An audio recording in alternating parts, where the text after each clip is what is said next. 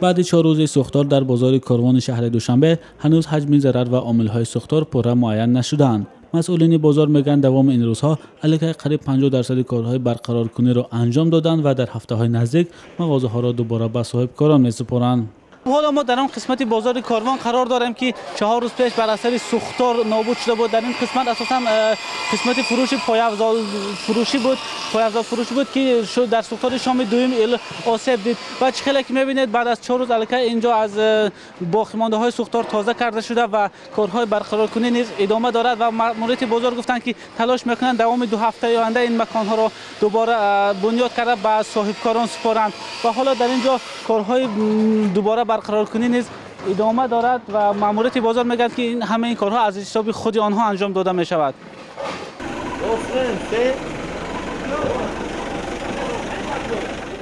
با تاکید رهبریت بازار کارهای برقرار کنی زیر نظارت شخصی رستم امامعلی شهردار دوشنبه جریان دارد.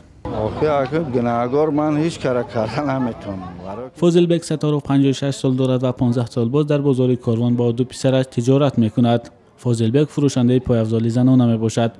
ما دیرتر فهمیدیم آمدیم که کارمندان آتشفشانی ماشین هاشون در آمده آتش خاموش کرده ایستاده بودند. کارمندان آتشفشانی نمیماندن که در آمده بار گیریم و از آن خاطر که شاید ما هم در آتش می سوختیم. شما تقریبا چقدر بارتون همونجا سوخت؟